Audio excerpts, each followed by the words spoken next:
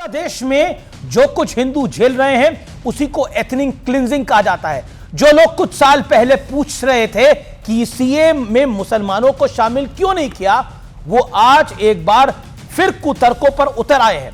वो एक बार फिर वोट बैंक पॉलिटिक्स का गंदा घिनौना खेल खेल रहे हैं।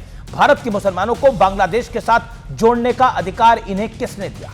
ये लोग कौन होते हैं जो हिंदुओं को कोलैटरल डैमेज बताकर बांग्लादेश की उन्मादी जिहादी कट्टरपंथी भीड़ को कवर फायर लगातार दे रहे हैं? नमस्कार व्यूअर्स, मैं हूं अमीश देवगन। सत्य और तथ्य में आज बात होगी इंसानियत की। मुश्किल यह है कि सियासत में इंसानियत की थोड़ी किल्लत नजर आती है। बांग्लादेश में हिंदुओं के साथ क्या हो रहा है ये मुझे आपको बताने की आवश्यकता नहीं है।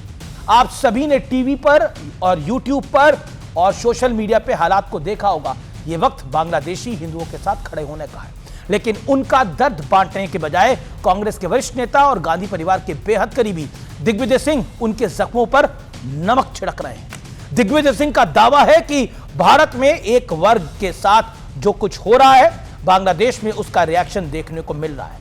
एक और कांग्रेस नेता राशिद अल्वी तो एक कदम आगे चले गए हैं। उन्होंने कहा है कि भारत में मुसलमानों की मस्जिदों पर हमले हो रहे हैं, मुसलमानों के घर बुलडोजर से तोड़े जा रहे हैं, इसलिए बांग्लादेश में हिंदुओं पर अत्याचार और अन्याय हो रहा है।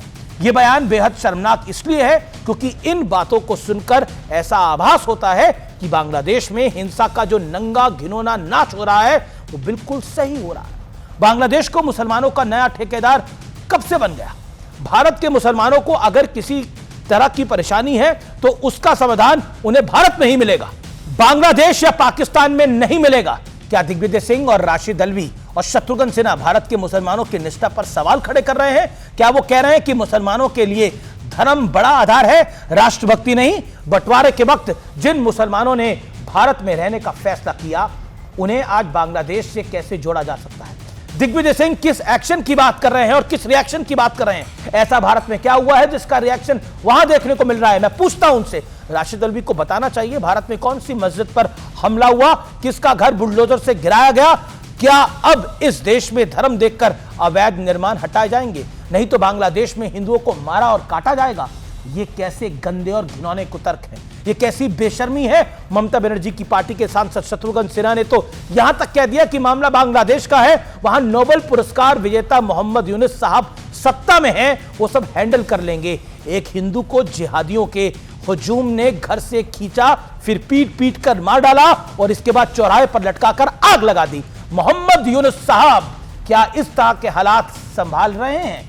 दर्शकों, लाख टके की बात यह है कि अगर साथ नहीं दे सकते तो कम से कम ड्रामा ही कर लेना चाहिए, और अगर ड्रामा भी नहीं कर सकते तो चुप हो जाना चाहिए, क्योंकि लेकिन चुप रहने से इनका पर्पस कहां सॉल्व होगा? सबको तुष्टीकरण का ऐसा कीड़ा काटा है कि दर्द पर भी सियासत हो रहा है, नमक छिड़का जा रहा है, लेकिन नियति के बहे खाते में सब दर्ज हो रहा है।